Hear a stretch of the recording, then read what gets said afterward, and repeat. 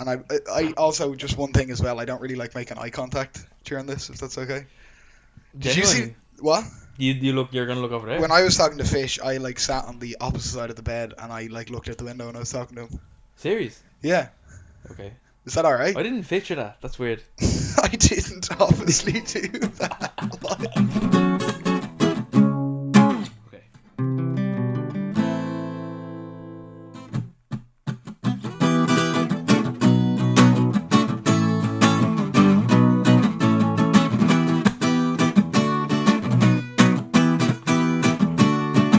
Just a couple miles from town. Sometimes it's not far enough. Just about not feeling down. It can seem far too much. Remember when the highest we could go was at the top of the hill, and all that we had was more time to kill. Well, I hope it won't seem so selfish, but I wish that we could be back there still.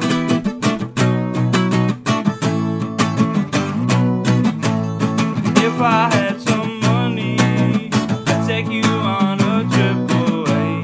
I don't find it funny to dream about another way. I'm sorry I don't want to spend my week crying out for Friday. Well, I would like to fix all your pain, but I'm too occupied with the rain.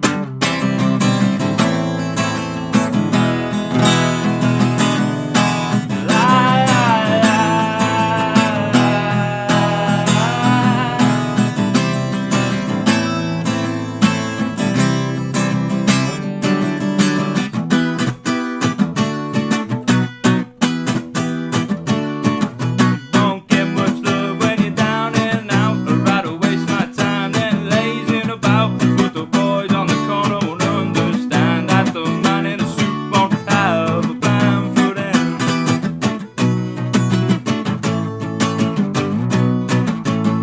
If I had some money, I'd take you on a trip away. I don't find it funny to dream about another way. I'm sorry I don't want to spend my week crying out for Friday. Well, I would like to fix all your pain, but I'm too occupied with the rain. La, la,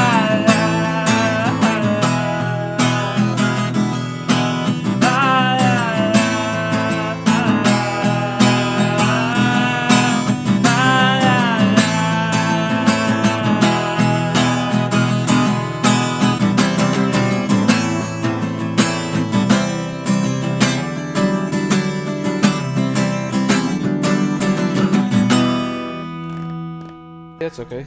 But yeah, no, I was actually quite happy with the little acoustic performance. Would you be into that stuff anyway? Yeah. Would Like- you like? Do you like? Obviously, you obviously prefer electric guitar, but would you kind of prefer like? Do you like an acoustic song? How would you feel about like? Yeah, you're right actually there. I do definitely prefer electric guitar in general, and I definitely would have been, I don't know, traditionally more drawn to that type of music, but I definitely like it, and I think it can be done right. There's a lot of like whiny, sad kind of acoustic music going around at the minute as well, so I wouldn't want to be drawn in with that. Yeah, but do you like Kind of stuff. when, say, like if you make it, it's like if you write a song and then you do an acoustic version of it? Do you like? Would you ever consider doing like an acoustic Okay, EP? so it's not much. Yeah, that's a good idea, but it's not much of my process.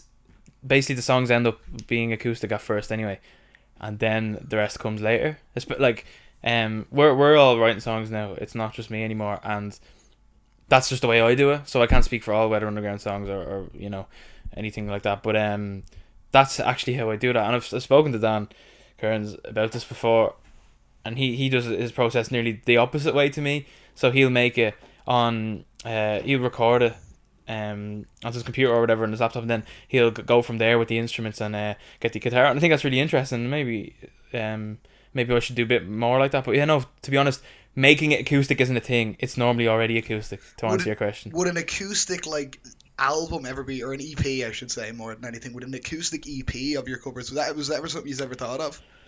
Yeah, definitely. We've spoken about live albums.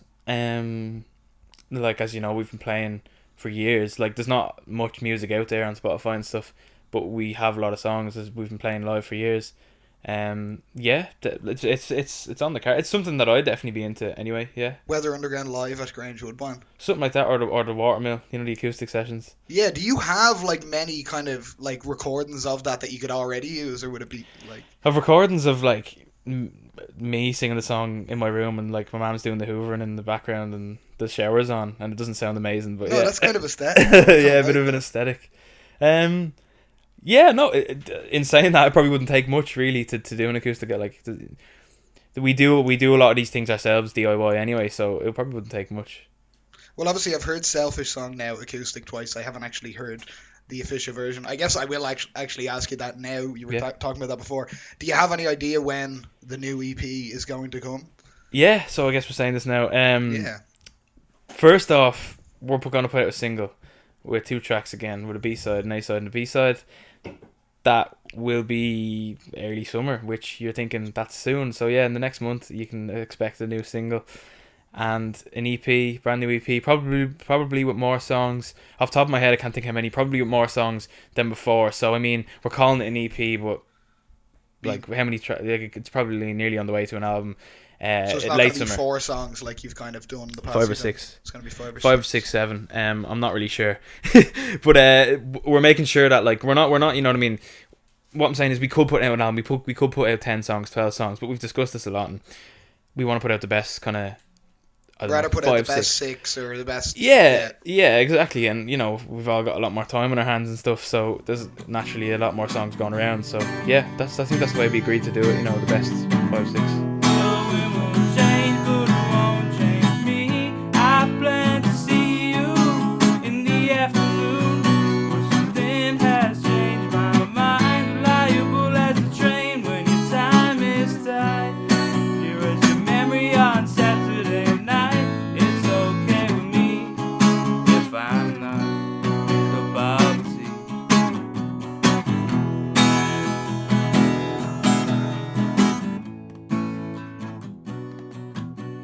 So yeah, no. In the last while, we've gotten really kind of used to doing the recordings ourselves, like our kind of home studios, which we've named Babyfoot Studios, predominantly in Daniel's conservatory, which then moves on to the lab, which is Shark's bedroom. Sharks, yeah. I was about to say, I assume Shark does all the like mad sound. And that's where that's where the science happens. That's where I'm no use. Like basically, I'm no use. Into the Blue, a bit of it was recorded there. In fairness, we all got together. Or myself, the three of us got together. Myself, Shark, and Dan Kearns. We kind of like we were trying loads of different ways, but something wasn't working, and we basically just got together and kind of recorded it in one day in Shark's bedroom. I actually really liked that process. It felt a little bit closer to live than usual. I can get a little bit frustrated. I can get a little bit bored with the natural. This probably sounds like a hot take. It's not really, like with the kind of normal way of recording. Yeah, because you've Yeah. kind of like one of the things I wanted to ask you was Yeah. you've kind of recorded in loads of different ways. Because remember, you recorded it in some sort of studio before. Chronic Lateness, yeah, 2018 now that was, and we went to I think it changed different names. It was Temple Lane, and then it was Sun Studios, a little recording studio there in Temple Bar. I'm saying a little one. It's quite a bit good when it goes underground there, across from the Button Factory. Most people will have seen it before, and yeah, we did the 3 songs in one day there. That was intense. That was definitely intense. Is that even like a fun process for you then? Like It was for me. I enjoyed it. I can understand why people don't. The producer, the fellow we got in, Carl, I think it was myself and Brooks met him separately a week before, and then all of a sudden the 4 of us are there spending 12 hours with him. and what's he like? strange. Is he like, okay, come in, play this? Okay, I don't like that.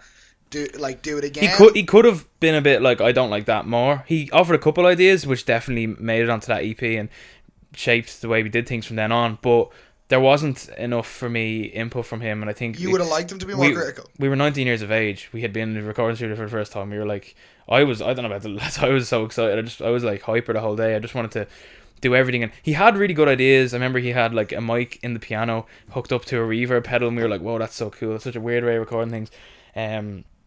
we were just so inexperienced as well. We also didn't say enough what we wanted. We had a clear idea in our heads how we wanted the song to sound. Now that's not to say that the EP isn't how we wanted it. It's just not. It's not maybe perfect either. If that makes sense. I suppose it's having a balance. I've nothing against going into a studio and banging it out. Maybe not in one day, but Did you just do it for one day? Was it to save money? Like, you just booked the one day? Was that? yeah, we got it in a way cheap. He offered the services for free, which was great. He was just into it, and we just basically paid for the studio time. It wasn't very expensive, but we were in a professional studio. Yeah, it was good crack. Like, I remember me and Dan went up at like 8, 9 in the morning, left at about 2 the next day, 2 in the morning next day. Really? I remember having headaches because it was like underground because didn't have enough oxygen. Good crack though, genuinely. And when you're singing and all, And was it just done then? Like, you had it all finished? it was done. Your man went back, did a bit of mixing there on the spot, then brought it back to his house and kind of did the rest of it. He was keeping in contact with us. There was mixes getting sent back and forth. That process took about a couple months, but we had done everything basically by then. Even saying that sounds a bit weird now. It's probably not how it should be done. I think we should have been a bit more involved in how it was being produced. What, was he just sending you kind of the full song and being like, this is it, and then you're like, oh, well, we don't like this, Yeah. and then he do it again, and then Essentially, we had had to tell him to go back and do a whole few things again. Yeah, I suppose in retrospect, we should have been more on top of that. Yeah, but then again, had no complaints at the time. I know You strike me as the way yous are doing it now suits yous better. Like, yous are all kind of doing it yourself. Yous do it at your own pace, and yous are kind of having a bit more fun with it. Or would you say, like, would you? our agree own with that? pace. Well, I know, yeah. Well, that's An a different interesting discussion we one, can yeah. talk about as That's a well. whole other thing, but maybe we'll get to Yeah. that. But yeah, yes and no. For me, I think the other three lads will say yeah, 100%. For me, maybe not 100%. I'm not. I don't know. It sounds bad. Like, obviously, I love doing music and I love writing songs. Like, I'm passionate about it and stuff. But the sitting in my room recording things, like, ask anyone in my family, like, they'd hear me screaming at the laptop because I just can't do it. I can't do what I want to do. I'm not that great at like the computer side of things, basically the kind of recording aspect. So you I like have telling been people. you have been editing your side, and then you'll send it on to the lads. Is that? But I'd be doing very, very little editing. I'd literally just record it and then send it off. And that, as you can imagine, is a bit of a slow process. But look, the year that's in it, like, I think we've done quite well, especially last year. I'm sure we'll get to this as well, but we put out a few releases in 2020, which I'm absolutely delighted about. Like, most bands shut up, did nothing for the year. So that's a whole other thing anyway. But like, yeah, I get what you mean. Look, I get what you mean, and we do have a strong work ethic. Like, it sounds like I'm slating us saying we don't work hard. We do. We work really hard, and especially if we're given a task, we go and do it. But Weather Underground need intensity. I think need need a flame burning under us to get us going. But once we are going, Like, I've noticed that even with you, which we can talk about, like, gigs now in a few minutes. But like, even with a gig coming up, I always find that it's a week or two before it's like you just switch on, and then you are doing everything, and it's like you just put yourself under pressure. Now, you always deliver, and it's always great, but you always put yourself under like immense pressure or something like that. that's actually. Yeah, no, that's actually a really good point. And it's something we struggle with a little bit. We do leave it very late, and like, never to the extent where the gigs suffer. I think, as you No, said, I think we sure. definitely pride ourselves on our gigs. Obviously, we haven't done it in a while, but like, it is a week or so, 2 weeks, just flat out, like, every day. It's like, this is the set list. Okay, what? Well, first of all, what's the set list? Okay, next of all, how are we gonna do it? What order are we gonna? Is that? Yeah, the order is normally decided about an hour before kick-off, but it's Really? like, yeah, literally. But yeah, it is. It does be like 7-day weeks before the week before a gig. I don't mind it. It doesn't really bother me as such, but it's probably not the way you should be doing things. It's a bit intense, but yeah, that's it. That's the way we are, in fairness. That's interesting. So, in terms of recording, then there's kind of both sides have had their pros and their cons. Well, maybe that just sums it up what I just said there. Like, I don't mind that flat out 7 days a week practicing. We need to get this refined, perfect. This is how it wants to sound. Recording is naturally slower, isn't it? You need to get everything right. This needs to sound perfect. You're hearing the same thing. You're hearing this loop, this solo, this verse over and over again, and it just kind of loses it a bit for me. There's just part of it that just doesn't feel like music to me. I don't know. Like, look, it is, and I enjoy it. I'm not complaining as such. It's just that I get frustrated with it because I don't fully understand a lot of it. But I don't know, just that kind of the repetitiveness of recording and getting it right. Like, it's an art. It's a whole art, recording music. sure, It's yeah. absolutely, it's a whole different thing. But it must actually be said, going back to Chronic Lateness, we recorded all that live. We were all in the studio like the old days. Like, it was like, the Beatles. It was like the 60s. We did record it live, and your man just hit record, and we played the songs. We had to do sounds it. class. We had That to do it sounds so many times. Like, the pressure. The lads will say, like, if they're listening now, I'm sure they'll remember this. Someone would get a note wrong, and we had to start again. And there was eyes going across the studio. There's pictures actually on our Instagram of the day. Someone came in and started taking pictures of us. We all look happy enough. Like, that was literally. That was talking to you, I think it might have been. That was 9 a.m. and at 2 a.m. Literally, I don't even know what time of the day it was because there's no windows in the place. Like, and we were just like staring at each other. Like, Were you drinking or anything? Could you even enjoy it like that? No, you see all these rock stars. No, Well, that's what I think when I knew you were in a studio, I pictured all you day there with cans. There's no service in your phone. Smokes and all. You're underground. You're like smoking things. Like, even so, you just were down there the entire flat out. I think we ate a chicken roll at about 1 o'clock. Why did you leave me now? You left the house at 20 past 3. She feels alone in a crowd, but everything seems different to me. You need to talk about the way you feel. The things you said made her feel so real. What the conversation seems to lack, I only notice when you turn your back. And talk to me. So then, in terms of like even keeping on production, I mean, obviously you have just evolved so much. Like, because you, for a band that are what, you're 22. Mm-hmm. Everyone's 22, I think, in the band. Yeah. Brooks is like 40. Brooks is 48, I think. Yeah, 48. Yeah, this yeah. year. I was actually going to say 48 this point, but anyway, that's it. But talk to me about how, like, even like production and just in terms of sound, when you look back at your old songs, how do you like talk about like how you've evolved into the new album that's coming out? Like, I know it's a big question. Look, it sounds like I've asked you to say this, but I absolutely didn't, did No, I? We didn't talk actually before No. this at all, did we? No, we didn't. No, we speak. actually sat in my room in silence. We didn't talk about anything. We didn't. No, there's nothing. He planned. has no idea what I'm asking. Just No, to clarify. I'm terrified.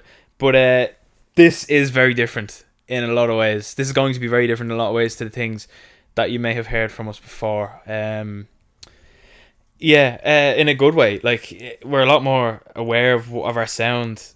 One thing Weather Underground may have lacked is a solid sound and a unique sound. Maybe, I don't know. That's just the outside. Do you From the think inside so? looking out. I think you have a kind of a distinguishable sound. You change it up in terms of what my opinion would be. Like, you change it up, and there's loads of songs that sound very, very different to each other. But I think you can. I think you should actually be proud of the fact. I think you kind of can tell if it's a Weather Underground song. Which is that's something to be very, very happy with as well. Yeah, no, thanks. I appreciate that, and like, I know you've seen a lot of us as well play. So no, I definitely appreciate that. Like, I think if you play to me a new song, I'd go, yeah, that's a Weather Underground. Like, I don't know. Do you get what I mean? I feel like I can hear a Weather Underground song. Yeah. I think our influences have. Like, if you say, oh, this sounds like this sounds like this, I don't know, I feel like that might have dispersed a little bit. It's not so clear maybe to pin down anymore.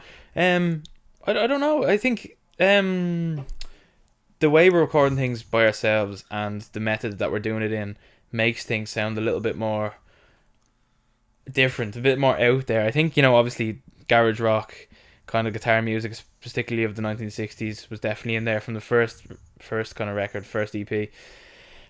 Yeah, but in Trees and what's the other Into song? the Blue, Into yeah. the Blue. It's kind of like there's like a hallucinogenic kind of vibe to a bit of that as well, I think it's pretty cool, especially way Into the Blue ends and Trees starts. Yeah. It's a little bit more psychedelic, perhaps. Yeah, Psychedelic. A little bit more Did I say shoegaze. hallucinogenic? Yeah. Oh, Nice. You get Nice. what I mean? Yeah, Hallucinogenic. it's pretty much it's pretty much out there now. I said something like that to Fish as well. I said something really weird to Fish, and I was like, Hallucinogenic. no, and Fish was like, no, it's this, and I was like, all right, yeah, I think I actually got it. I got what you meant. Hallucinogenic, yeah. Listening back, you're like, why did I say that? Yeah, I actually had a few of them. I'm probably gonna have a few of them again, but No, I haven't. I haven't picked up on it. What was the question? I said something about so like in terms of like the Into the Blue and that Into Trees, that was like somewhat could be my favorite Weather Underground. When you released them too, I loved them and that psychedelic sound.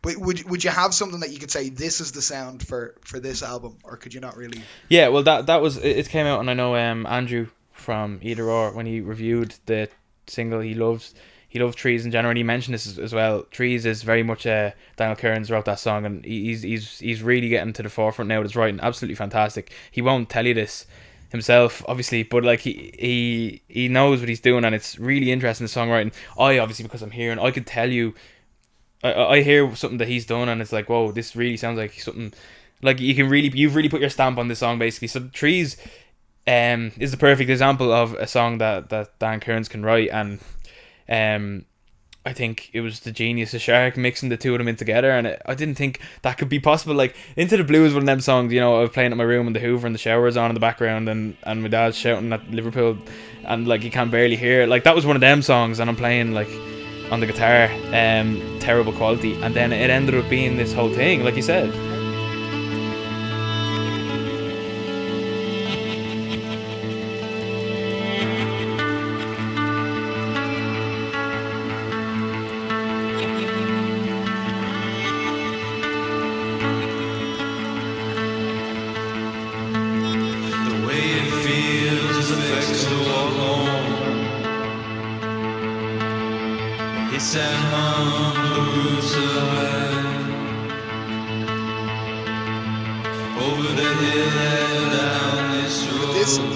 This new EP coming up now. Last year, obviously, you didn't get to perform the songs live.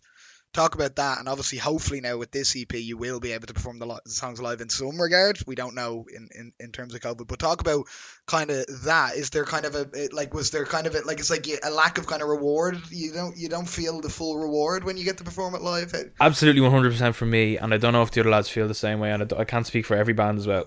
Absolutely, it's the payoff. Sometimes, like, literally, this the only way is sometimes getting a bit of cash is literally playing it live, but generally it is the real payoff for me. It's getting that live reaction. You know, you can send off as many demos to songs to people, say, listen to this, they're just going to lie to your face a lot of the time. I found that, and I just stopped doing it. I stopped sending things to people until they're out, because you don't get an honest response most of the time. You know, we've gotten to the stage now, sometimes the songs go out and we get people to review them and stuff, and that's when you get an honest. But by the time it's out, it doesn't matter. You know, yeah, 100% for me. You can tell when a song flops, and it has many times. The song has flopped right in front of us. You know, there might not even be, like, we've had a loyal bait. Like, our mates have been brilliant for us from the start. Like, you're talking like going back 4 or 5 years. There's been the same people, you know, absolutely yourself included, that have been there to all the gigs, and it's just like, I trust these people, and I trust all the new people coming in listening to us, and it's like, not that I know what they're gonna like, or I definitely don't make songs so that there's certain people that are gonna like. I make songs for me, and we all make songs that we want to do, but you can 100% tell when a song doesn't do well. But I suppose I'm focusing on the negatives here. I mean, it would just one more. We may as well just continue on one negative in regards to that. Would you say then? But this isn't even particularly a negative. I just mean on that though. Do you actually, when you're playing a gig, are you kind of, if you're playing a new song, are you actually thinking in the back of your head, oh, how is people gonna feel about this one? Are you thinking that as you're playing it? As I'm playing it, yeah. To be honest, I'd be standing in the front, like, obviously, as you know, and everyone's kind of looking my way, and you know, you kind of just get on with it, like, if you think no one's enjoying it. But yeah, like, you know, there's some songs that have a big chorus in it and stuff, songs that you think people will sing along to. You know, I think notably Ice Cream Van, if people don't sing along, doesn't sound great, doesn't look great. It's a bit repetitive maybe if you don't sing along to it live. Yeah, I suppose you could say that song was made for playing live. I think it's slotted into our set list for that period of the gig when you're kind of building it up towards the end. Maybe it's all, I think we've played it in every single gig from the start. It's a classic, a Weather Underground classic. I feel like it might stay there, and I hope it does. Like, I really feel like I have a lot of I feel really tied to that song. I like that song a lot. But yeah, the songs like that, like Ice Cream Van, I suppose, yeah, when you say it like that, it is about how people react to it in a way. Yeah.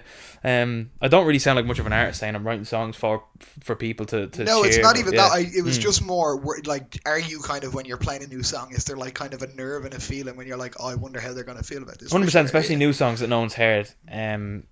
Definitely, you know, there's been songs, like, one thing we might be a little bit bad at is there's been songs we've played and it didn't go too well, and they never seen the light of day again. we didn't give them a chance, especially with some covers that we've played, and some originals we've just given up on them because they got one bad response. So that that proves it there. It does affect us, sometimes. Not that, like, as I said, we are only 22, but we've been playing live for a few years now. Like, we've thicker skin maybe than it might look. I think we should give the song, if we think that the song is good, we should definitely give it a chance. Back yourselves, yeah, for sure. That's what I was actually about to say to you, is that you should back yourself if you believe in it.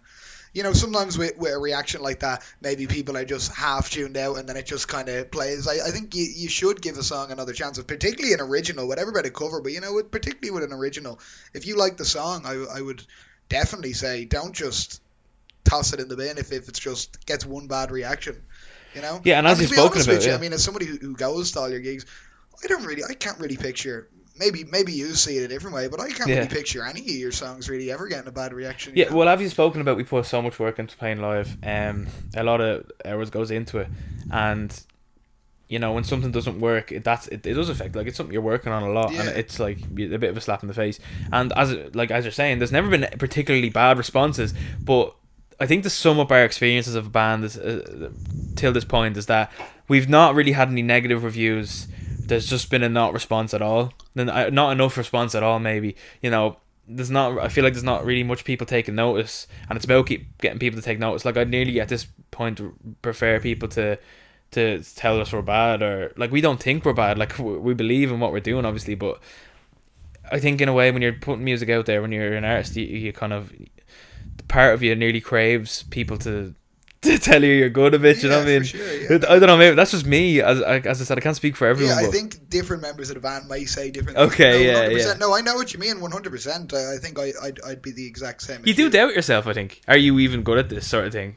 To be honest, Well, you are. Just to let you know. Yeah, well, thanks. I think Thanks he's very much. very Thank good. you. I think maybe what you're thinking by no reaction is maybe just in terms of, like, you said earlier to me, I don't know if you said this in the interview, whether you just said this before, but in terms of, like, you haven't been that active in the past while, and I think maybe that's to do with, like, not getting the reaction. Maybe, like, the more activity you get, the more action you'll get. Obviously with COVID, it is different, but are you kind of trying? Have you talked about that kind of becoming a bit more active, like, again? Yeah, of course. It bothers me a lot, and I hate social media. I hate putting up things just to try to be funny, just to keep at the top of news feeds and stuff, because we know how it works, we know the game, but we just don't really want to play it. Maybe it bores me. I see bands doing it all the time. We do it. We put up things to just try to stay relevant. But I know deep down people don't care unless you're putting out real content. So I mean, if you're talking about active in that way, it's I mean bad. active in more in terms of producing music, but too, I think active on social media we can talk about as well. But if you definitely talked about being more active in terms of music, I guess COVID hasn't helped you, because you are active. You have been active. I'm not saying that you haven't been. No. Yeah. So basically, we can say this now. Like we're in it's April 2021 now. Like, I can look back and say that we did our bit in 2020. For sure. I was only talking to Dan about this recently. Like, we have to be happy with how we did. We released the single Glassdoor a year ago. You released some great tunes. Yeah. The Glassdoor has been going. Like, Glassdoor wasn't even that new actually, or it wasn't even that old at the time. We played it a couple of times live, but we were like, let's just record it, and that was a little bit more of a different direction. It was a little bit more like I don't know, kind of like a new wave, like 80s sound. The final product wasn't 100% perfect, and we all agree with that. It wasn't with exactly Glassdoor, where you released it. And this is not going to make any sense to anyone, but I think the way we played it live, I think we played it twice, but the way we played it together, we all had an idea how this song was going to sound. It wasn't perfect. It wasn't. We were only figuring out how to record these things ourselves. So I'll give us that. It was baby steps, and we wouldn't be where we are now with the DIY recording if it wasn't for Glassdoor. But it wasn't. I can't really listen to it that much because of that. It's interesting hearing that from you, because even even going back to social media and like kind of like promoting yourselves in that way. Excuse me. I think Glassdoor was one of your probably best releases. The music video, the kind of build up to it. I think a lot of people knew, we're dropping a new song. I think you did that very well. So it's interesting. Yeah, the rollout. Okay, I do appreciate that, and I because I think we did actually put a lot of work into that, and we spoke to Philly Dillon a lot about that. He was the doing a kind of like media course in Ballyferma, and he was getting onto us for an assignment of his, which was making a website. And I was like, you know what, do you want to just mark it for us more, because I feel like you know what you're doing here. And he had a really good eye for getting out there and not being annoying on social media and just telling people and giving snippets. And there's a little bit of pushback from the band. We're like, oh, we don't want to put up things like that. He pushed us to get photos. We got all these band photos done by Dan Bagran, another friend of ours. I often speak to you about the people we have around us have been so good. Like there's a real kind of scene going on. It's just creatives doing things, and this is like, I'm only talking about like the North Bay area, not even North Dublin. For sure, yeah. Literally, there's so many people, great people, like Dan Braggan, like fantastic photographer. He showed up on the day, so had so many ideas. We literally banged out that photo shoot in a couple hours. That photo shoot is very, very good. And there's so many photos we haven't used yet. There's so much longevity in that. So, and Philly was there, and he kind of pushed us to do that. Like I was meeting with him weekly about the website, and we were helping each other out in the end. And I'd definitely love to work with him again in the future, but we might have needed that person to tell us how to do it. Not even to tell us how to do, just to tell us to do these things, and we'll go and do it. Sure. As I said, we're given something to do, we'll go and do it. We'll work really hard at it. We just need to be told. Yeah, I know. Like I know what yous are like. So in terms of don't put that out or something. But I've never felt that yous have ever come across like annoying or stuff like that on social media. Maybe it's because you actually don't like put up enough. But do you not feel that maybe, I know it is like something that isn't really used, but promoting yourselves more on social media could be, it's a weird, I guess, I know, because it's not really used, and you still want to like be that like kind of people, but you not think like, that might be the best way, to get your reactions that you were talking about and get. We compare ourselves, especially me and Dan, we compare ourselves a lot to other bands, mainly by laughing at them a lot and saying, oh, look at them. But in reality, I think we all know that we should be a lot better at that, and it bothers me a lot. But as I just said there, like I don't like social media, I don't like the self promotion. But you're right as well. There's so much more than that. There's good ways of doing it, and I think getting someone to do that, whether that's a manager or I feel like now I will be a friend, even like Philly, for a example, friend, literally, but to have the page, just have the Instagram, just to help us do, I personally, I don't care too much about having control over the social medias. It doesn't really bother me. I don't know, I that's one thing I can't really speak for on the other three lads. I don't know how they think about that, but if that's out of our hands, promotion, we know that it's going to be a bit of an audience listening to this. It doesn't have to be huge. Like I can nearly count on our mates that have been there, but it's a bit of a wider audience at this stage, because like I know the stuff we're putting out is good. I know it isn't. The stuff we're going to put out this summer is going to be so much better. Well known, like people know who Weather Underground is. I think more so than we actually realise. Yeah, 100%. In fairness, yeah. I say Weather Underground to people, they go like in the area for sure. People know, like that's like I think you're not giving yourself enough credit there to an extent. Possibly, I think it's because it bothers me. It does bother me. Not that, like I think you know me. Like I'm not this insane attention seeker. It's just people might think I am, but it's just that you want some recognition. Like so much work puts into so much thought. Like as I said, it's my passion. Like it nearly feels like what's it for at times. Especially, but in fairness, especially in the last year when we've had no live. That's what I was gonna say. I guess it's particularly even more with COVID and stuff like that. I mean, you've had some absolutely incredible like reactions at gigs at other times. I mean, even talk about Grange that you've done twice. I mean, like how was you that? were there in the Tree Arena? And the Tree Arena, of course, as well. I mean, they're obviously are they the two Grange gigs and Tree Arena? Or we're not going to talk about winning the Battle of the Bands in the Academy. That wasn't. Yeah, but of course, of course. But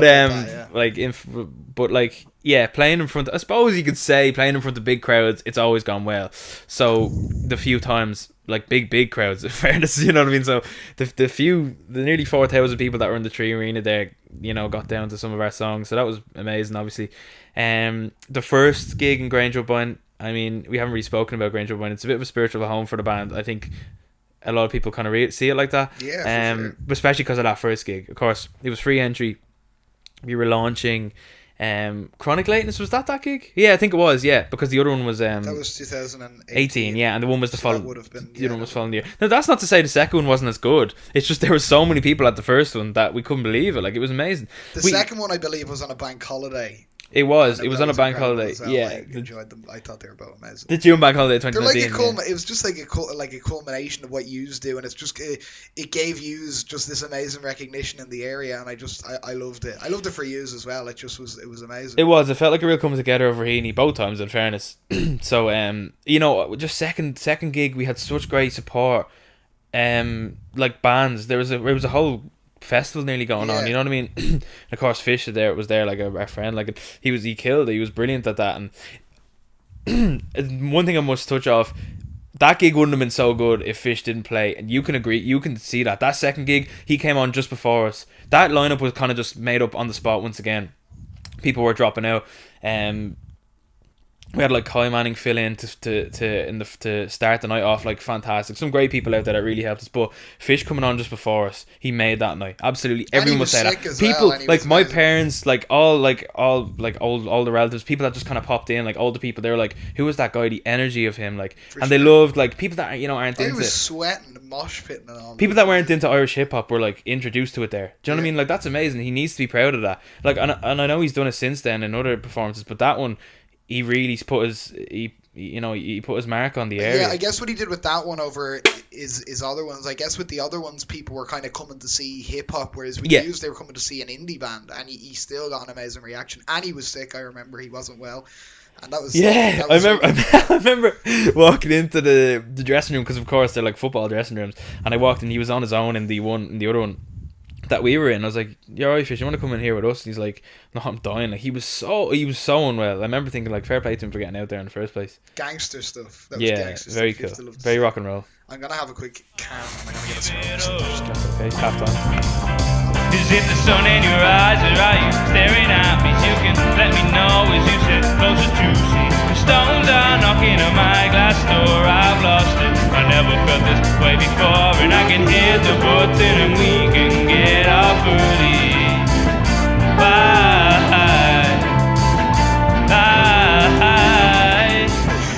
Brady, don't touch it. Right, what were we talking about? We'll bring it back now. That was weird. What were we talking about? The Grange Woodbine gig, correct? Oh, yes. We were talking about the Grange Woodbine gig. Talk to me about the Tree Arena gig as well, actually. Go on to that. That would have been, as far as I know, early 2018. So the same year of the first Grange Woodbine gig, January. So he's played 2 gigs that day, I believe, didn't you? You said something? I don't know. I'm not really 100% sure. We've spoken about this. I'm not really sure what happened later on that night. I think you played 2 gigs because I think you played again. I could be wrong. I'm not 100% sure. It might have been like insane that was the time when we were playing gigs that often. So, yeah. So January 2018. But if we go back further to the following or the previous August, we played in the wonderful event that's held in Clontarf, Sail Against Suicide. It's like a spin-off kind of from Cycle Against Suicide. It was put on by Jesse Clohessy, and we've been playing at that for a few years since then. I believe that was the first one. Horrible rainy day, so we're playing inside at the yacht club, and we're playing a few of our own tunes. We're playing like Arctic Monkeys really loud covers, and it's like people are just sitting down awkwardly, kids, like that, and we didn't know any other way to play at that time. Like we're talking about songs like Into the Blue and all that. We didn't have any songs like that really. We're just giving it our all. We're just doing what we can. And I remember it was just before Let You Picnic as well for some reason. But yeah, so we're playing at that. The fella, the CEO of the charity of Cycling and Suicide calls me over, and he's like, you know, he's that kind of character. He's like, I'm gonna make this guy's day. Do you know what I mean? I'm gonna tell him the dream. I'm gonna, was it like Alan McGee fulfill his dreams. It was a bit like this Creation Records. Yeah, a little bit like that. I was like, what is this chap gonna talk to me? And as well as that, I'm pretty sure my dad was like, this chap wants to talk to you, as if he was like my agent or something. But then one of the lads, oh no, it was Brooks's first gig. It was Brooks's first gig because he literally, remember he came on, he didn't play the first 3 songs because he wasn't with us long enough to learn them. He literally came on during the gig, like that was the most Weather Underground thing ever. He wasn't even there for the full thing. He was that late. No, he was there in time, in fairness to that. I'm sorry, Brooks. But yeah, and I think it was Brooks, because someone said something to Brooks. He's like, "Oh God, I can't make these decisions," and he called me over, and I was like, "Why me?" Like, and I was talking to your man. He's like, "Yeah, do you want to play a Tree Arena?" I was like, "No."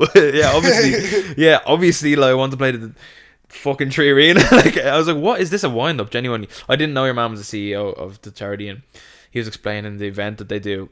It's like all the schools were invited, like I think a year, it could be the 6 years from every school or something. Like a lot of schools in Dublin are invited to this in the Tree Arena, so it's pretty much capacity. I think there was like 3,500 there on the day. But anyway, obviously I'm delighted that we're asked to do it, and there was a load of great bands there. You know, Wild Youth. I know they're local as well. A few other guys that were there, like fairly well known bands. I remember on the day, I know you were there, Adam. I know you've seen this, but and of course Keith Holmes was there with us as well, another good friend of ours, and Fionn, who got you in. I think was that the crate. He snuck us in. I remember. Yeah. I felt like a roadie at a big gig. Actually, come here. There is footage somewhere, because I remember giving Keith. I remember giving you jobs and all. So just in case someone to record. Yeah. These were both had the camera and these were recording videos, and there's a load of footage from our. We were like, we're gonna get the green room. We're gonna get the dressing room. I think the room was like no bigger than like your bathroom or something. Yeah, I remember it, but it was tiny. cool. Like it was class. We had our own room. I remember it was like it was early in the day as well, and I went in. I had a few pints or a few cans before. I have no idea if this is interesting for anyone to listen to, but this was an amazing day. Yeah, amazing day. And we're sitting there on the couch. There's pictures and all. It's class. You know, of everyone laughing. Yeah, I think you know the ones. And we're all sitting there, and you know, there's a mirror and stuff, and we were there so early. We were like, we cannot be like. I remember all booking a taxi for the four of us. I was like, yeah, we're spoiling ourselves. A big 7-seater and all for some reason for four of us, and for all the gear. Were you nervous going up more than the other ones, or not really? Not really until we got on the stage, and you're standing on the stage. It's like everything's big, everything's huge. So many people, they can't even make out the faces. It was crazy. Like keep in mind as well. We had just finished school. Like these were our age pretty much. Like I think there was a few fourth years, of course, but they weren't far off our age. Like, you know, and everyone else, every other band was playing there were like in their mid to late 20s. They were all like real established bands. We were kids, literally. And we're sitting there on the stage, sound checking or whatever. Like, I mean, a 30-second sound check. I remember setting up my pedals in front of some chap from, I can't remember the name of the band, some mad like pop band. And he was beside his piano, and he was like looking at me like this. This is a podcast, you can't see my face, but like he's like basically looking down on me a bit, and I'm like, what is the chap looking at? He probably thought, what's the crack? That is then when kids start coming over and asking me to sign things, and I mean, like, you see me play, I sweat a lot anyway. Like my hand is literally shaking. I was like, what do I write? What do I say? Did they want to know my name? Like, what is this? Some young fella handed me an iPad to like write my name, and I was like, what is going on here?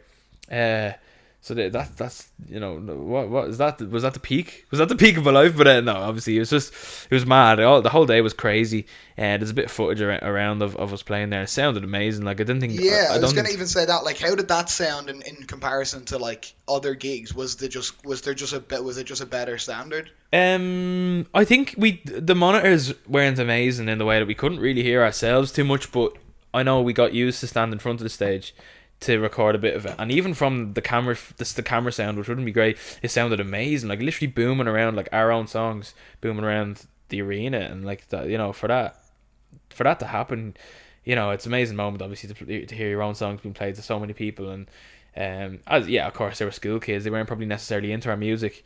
You know, some people will say they only want to play music to people who want to hear it, and I 100% agree with that, but for us at that stage in our band life, an incredible experience, incredible boost, and I feel like it definitely kept us going. Like, there's been troubles, you know, in the band and in our lives and stuff since then. You know, you question, do you want to still do this?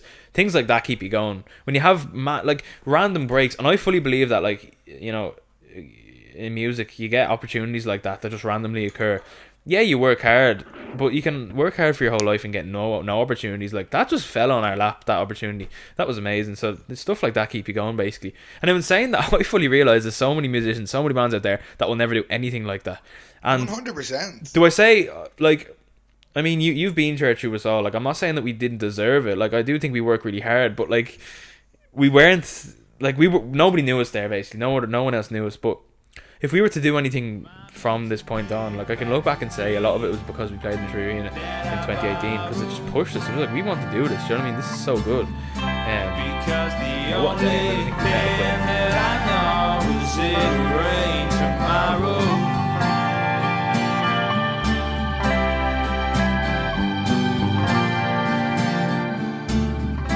I'm looking past the clouds and into the blue skies. What they said, it couldn't be true. Well, I don't know. What will I do when the sun runs out? I'm running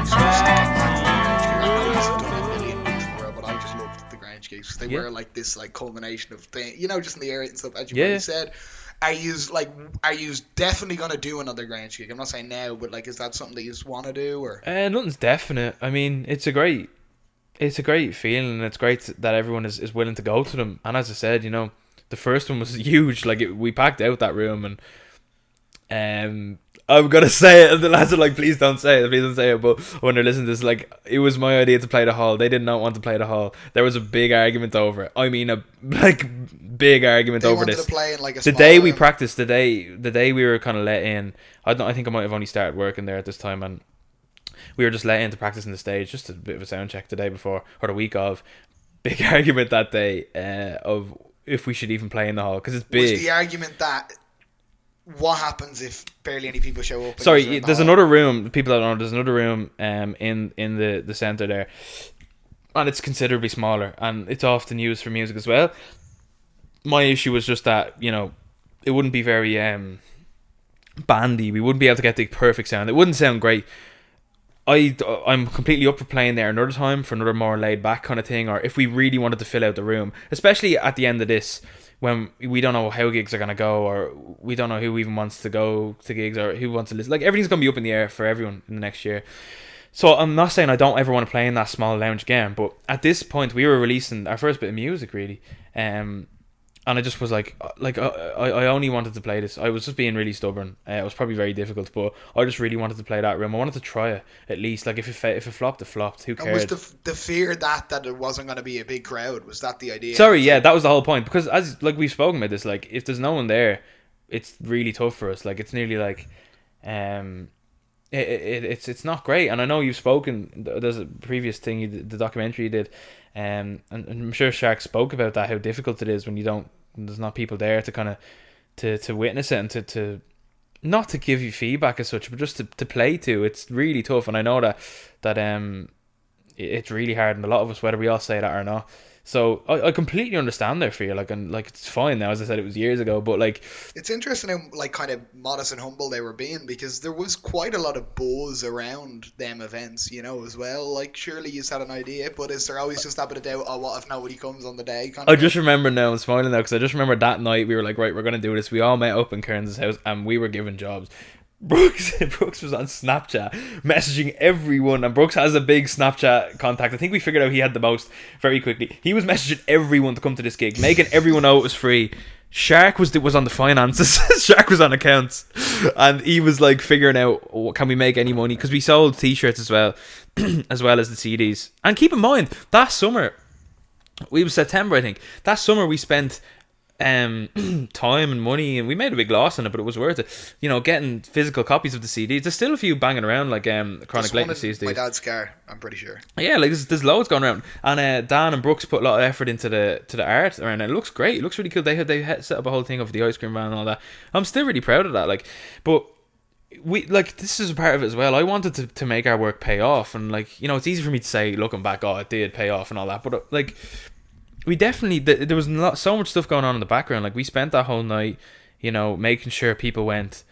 Maybe you're right. Maybe we shouldn't have needed that confirmation. People to say, Yeah. yes, we're going. Well, no, but of course, to just It might have helped, promote yeah. yourselves even more, yeah, for sure. But that was the fear there. Brooks, the handsome man, just being like to every bird there, he's like, here, do you want This is kind of what I'm getting at. Do you know what I mean? He was able to convince people probably more than any of us, and as well. Brooks asked me to go to a gig, I'd go wherever he wanted. I love that. And then Dan in the background was ironing t-shirts, like all the t-shirts he were going to sell. Like, I don't think he's done a day of ironing in his life, but he was doing them t-shirts.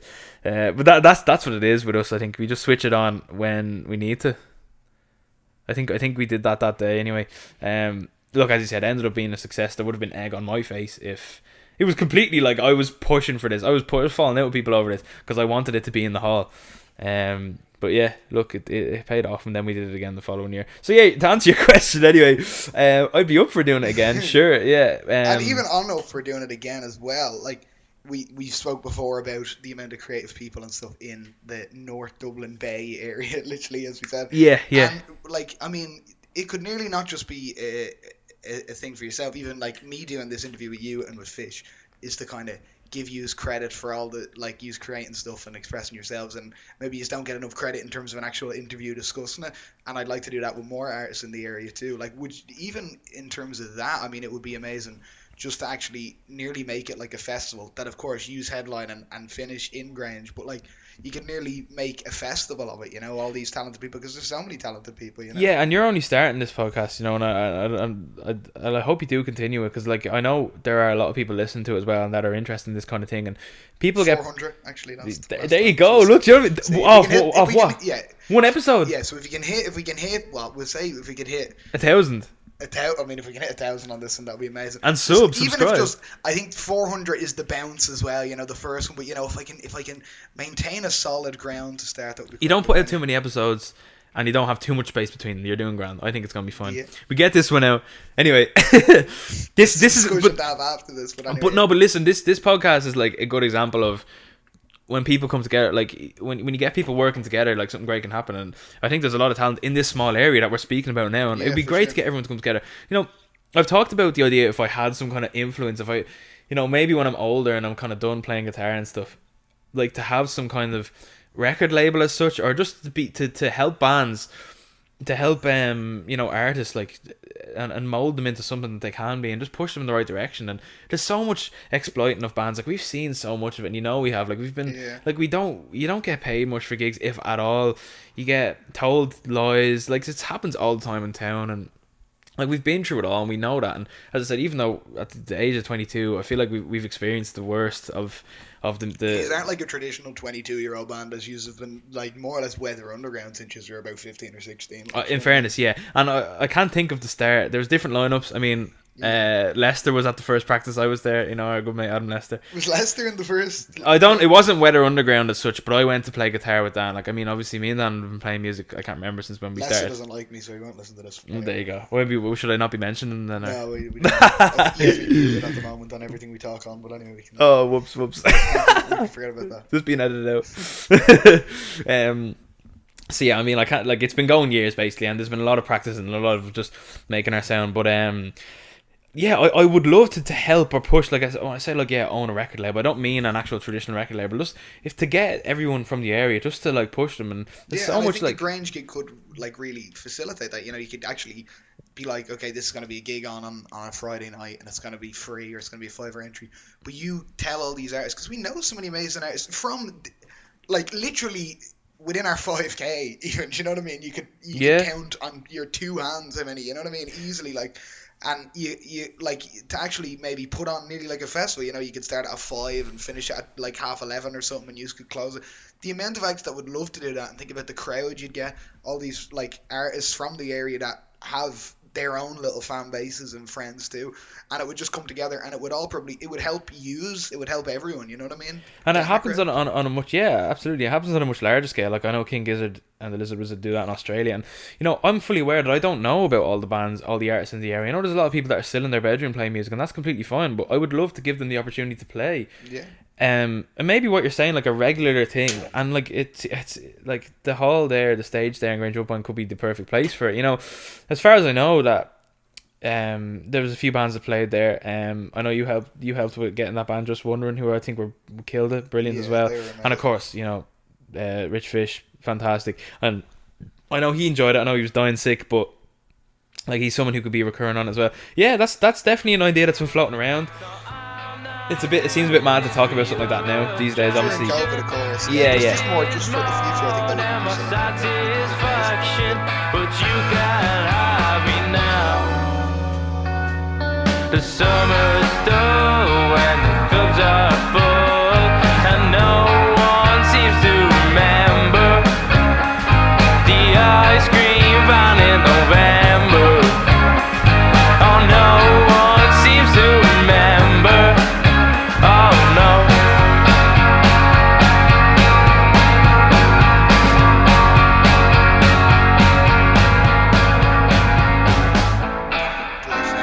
I wanted to conclude with the way I concluded from Richard Fish I remember he was a bit. He had to think about it a bit, didn't he? Yeah, he actually did. Yeah, which I didn't tell Fish either. All so, are right. you familiar with the Inside the Actor Studios question? Oh yeah. You, Right. you told me about this before. Yeah. Yeah, have I done it with you before? No. Yeah, even if I have, just say no anyway for the content. No. You definitely Have I haven't. not done it You with swear. I swear you definitely haven't. Okay, very cool. So, inside the Actor Studio, right? So there's 10 questions that they asked to actors, so creatives like. Let's I go. nicked it from them. I've nicked it also from Ricky Gervais, Steve Merchant, and Catfield.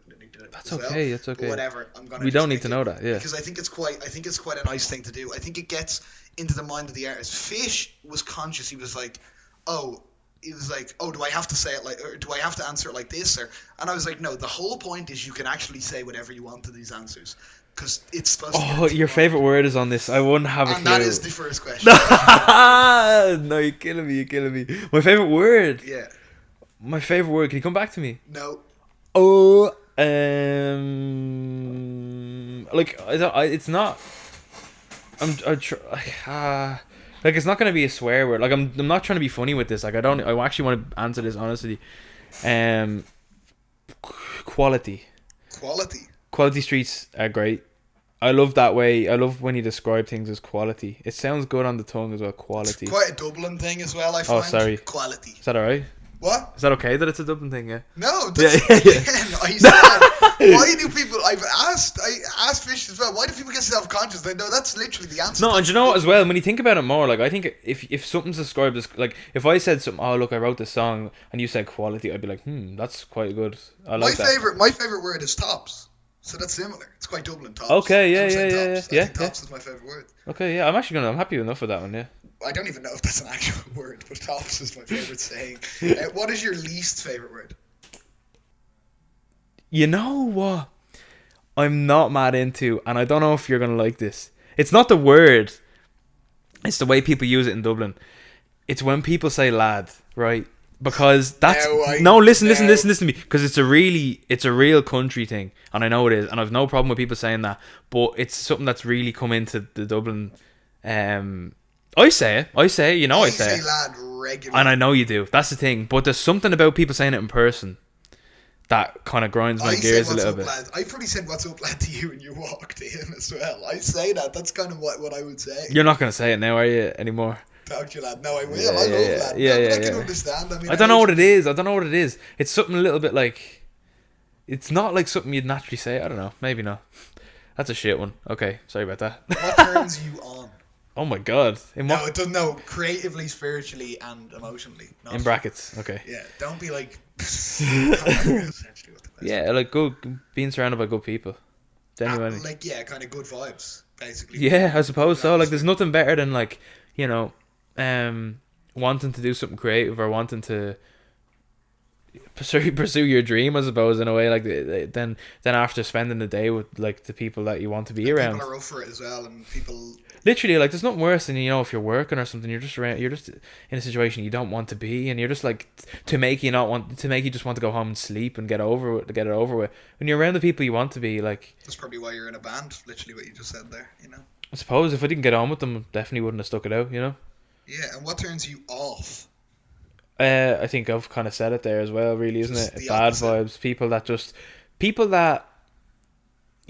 that really just don't that don't want to that aren't interested, that don't give people a chance. The people that are so self-absorbed, kind of selfishness in a way, like Putting you down as well, kind of. Yeah. There's definitely a lot of people out there, and it's a bit of an Irish thing. Unfortunately, it's a part of the culture I really don't like, is that they don't accept people doing what they love and stuff, and there's a culture to kind of put people down and slag them a bit. Slag you, yeah. And while it mightn't be completely hateful, like it's kind of like they kind of do it, and then that kind of knocks your confidence with it. Yeah, like there's one thing, being a lad and like banter and all that. Banter, put that in the. I don't like that as well. That word. It's just like it's changed. Banter, it's changed its meaning, hasn't it? Yeah, not good. I like shit banter. I like saying that. Yeah, but that's very different. I like saying the word shit. I like saying the word shit. Yeah, banter, shit is great. But yeah, like that, like someone who thinks, someone who thinks that they're having a laugh and they're actually just bullying someone. Yeah. Not good, man. I think you know what, like, not good. I completely understand what you mean. Not good. No, I'm not into that whatsoever. Like, I'll have a laugh, you know what I mean? But it's so, and people are like, people will be like, oh, I'm only having a laugh with them. Like, I mean, if you're if you have any kind of social skills, you'll know what is and what isn't funny, and what like makes someone genuinely feel bad. So yeah, I'm not into that. Definitely hate that, and that would make you also want to curl up into a ball. They're basically, your turn on and turn off are basically opposites to each other, basically, which I quite like. What sound or noise do you love? That's a hard one as well. They're actually quite hard, aren't they? Yeah, they are to think of on the spot. Like I could say when you turn the amp up to 10 and it buzzes. I could say something like that. Do you know what? I actually think, I don't think I had it last time, but I think this time I've actually come to the conclusion on what sound and noise. Yeah. Like crowd applause. You know, like when something happens and everyone goes, or yeah, atmosphere. Basically, I like that noise. I like that noise of atmosphere. Reaction, like a reaction. When you're going to a Even gig, a boo or something, just like I like the atmosphere, the reaction, like when you can the feel togetherness, and everyone reacting in one way. well, you can Just literally that feel the sound. vibrations of the sound Yeah. when you feel the atmosphere. 100% agree That's with what I'd that, go and for. that's sort of what mine is. It's like when you're at a gig and you feel the bass being turned on, and you can literally feel it, or the drummer testing the bass drum, and you just hear that. You just hear that. Doo, doo, doo, and you're like, oh my god. You were like, here we go. That feeling, that is an unbelievable, like, and in a way maybe it's tied in with the crowd. That moment when they just start to lose it at the start of a gig, fantastic. What sound or noise do you hate? When Brooks gives us an idea for a movie or for a film, only messing, or for a video, only messing Brooks. I don't know why. I've noticed I've said all these. I think that sound or noise is annoying. The way I'm saying these I questions. love that. Brooks actually, funnily enough, reminded me of this one. Like, I'm only messing, obviously. That is banter, by the way. That wasn't. But when I might have done this. Do you ever like I sometimes do this in the radio show by accident. If you're speaking and you like, there's a saliva in your mouth and you swallow it, and you can hear it picking up on the mic. Yeah. Oh yeah. I'm worried. That's what I've been conscious about. That's why I keep looking at my thing, because I'm worried that you're gonna be able to hear me breathing or fucking something like that on the mic. The breed isn't so bad for me. I don't think. Like it, but that ties in with hearing If people. you do hear me breathing, I'm sorry. Oh, people eating with their mouth open. That's- We're on. That is that. So kind of any sort of mousely disgusting thing would be your sound or noise turn off. Oh, I actually can't even think of that kind of stuff right now. Finishing on noises and words here. What is your favourite curse word? Now you have to curse. Bollocks. Off you go. Bollocks? Yeah, bollocks. Honest to God, I was about to say, he's going to say bollocks. I know that's weird. I swear. Yeah. Bollocks. That might sound weird, but whatever. It's bollocks. Like it's not even that bad. I don't think. I was going to say It's not it, even you were gonna say that. censored. That's so Yeah, weird. yeah. Bollocks, yeah, bollocks is good. What profession other than your own would you like to attempt? So don't do anything to do with music, I guess. You know what I mean? Nothing to do with music. Nothing at all. Yeah. Maybe not like even, you know what I mean? Yeah, not to do with music. Well, I mean, it'd be great to be a professional footballer, I suppose. I mean, you can say that. Like, obviously. Money, and obviously that's... Yeah, well, playing football, I suppose, for your job would be amazing. Yeah. That's a Is that kind of that's obvious? quite an easy answer. Yeah. What profession would you not like to do? I think that's an easy one. I can say this because I very much do it. Like anything in the service industry, like catering and working with retail as well, is very similar to that. It's a lot of people we know, we all have kind of experienced that as well. So I mean, something like that as well. I mean, it's easy to say, oh yeah, office work, but Yeah, that's so broad as well. I mean, Yeah. you can make that work for you sometimes as well. So I'm not going to put anyone's job down as such, but when you have to work with horrible people that just don't care for other humans, you know what I mean? How So they not feel. so much the job, just more actually being surrounded by negative people and Yeah, so that's why I think in the way I'm not going to put them working in an office as such. It's more working with customers. yeah. Like in a person, like yeah, people that aren't good to you in person. Yeah, I'd hate that more. You've grown into the Inside the Actor Studio questions. You were a bit slow first, now you're Yeah. answering some good ones. Yeah. Now this is the final question, right? So the final question is a bit heavy whack, and it's like, whatever. I don't know why I'm talking like this when I'm asking these questions. It's okay. It's a bit weird, but whatever. If heaven exists, what would you like to hear God say when you arrive at the pearly gates? I know that's a bit much. Like, I know that's a bit OTT. Like, we're a couple of mates having a few cans. I don't, but at the same time, like, I'm thinking, like, I don't really want to say what everyone else is going to say, but I feel like a lot of people say this. You just want to hear you done all right. Do you know what I mean? You done your best, maybe. I don't know. I'm not trying to say I don't want to be out here and be the best at everything. I don't want to be like excel in absolutely everything I done, but I just want to know that I did the best of my ability at what I did, I suppose. And they'd be like, here, do you know Ice Cream Man is a bit of a banger, to be fair, as well. Like, Low do you key, like to say that? yeah. Maybe alright, yeah. Maybe like you know, you used to play 3 a.m. at all your gigs, but you never released it. You probably should have done that. If that's one regret, I'd be like, yeah, fair. I probably should have done that. Those who know about that song. You know what I mean? I love 3 Those who know that I song. love 3 a.m. Will we ever But hear actually, it though? do you know what? Do you know what? I don't like to actually pick the songs until I'm actually editing it to see what works. I'm going to finish with 3 a.m. Would you mind that? Is that okay with you? I don't know if you'll be able to find it. I'll try find it. if it's But if I can find it, is it okay to finish with 3 a.m.? obviously, yeah, it's up to you. Obviously, Yeah, I might finish with 3 a.m. That's an oldie, so I might finish with an oldie. Do you have anything to plug, Daniel, before we call it? yeah. So So talk about the album real quick. We already did, kind of, but yeah. yeah, so I mean, look out for the single. But I think by the time you hear this, it'll be very, very soon. As I said, right now we're saying early summer, so I'm thinking May, at the very latest June. But it's all about the end of summer when we're gonna drop that EP, those 5-6 songs that we've been working on for a long time. So definitely listen out for that. Weather Underground's the name of the band. Follow them on Instagram because they're gonna get more active on Instagram. Apparently. Yeah, okay, yeah. What is the Instagram? We're gonna work at Weather Underground Band. Yeah, Weather that's it. Underground Band. And look at stream on Spotify. Stream on Spotify. Of course, yeah. More importantly than following their Instagram. Yeah, I don't stream. care about that, to be honest. Spotify. They also have a YouTube channel, which I actually produced a documentary on it. They also have all their fantastic songs on it. We're managed to making videos. Yeah, I love videos. Yeah, Yeah, exactly. Class. They are good crack. It's good crack. Like when you're The watching Glass something. Door video is amazing, so It- check that out. it is, yeah. I love the Glass Door video. That's very North Dublin Yeah. vibes off it. Boyleman's Journey that Dan and Brooks made. Is Of also course, amazing, fantastic yeah. So little check out the YouTube short videos film. because they are very, very good, very talented group of lads. And yeah, I mean, if I'm gonna say, and that was Weather Underground's Daniel Brady. We're gonna see you out with 3 a.m. here. If 3 a.m. is not, I don't know if you're gonna find if it. 3 a.m. is not available, I'm gonna cut into me going 3 a.m. wasn't available, so here's a different song. But if 3 a.m. is available, that's what we're gonna play. Daniel, thank you so much. Thanks for having me. Great crack. Those thoughts.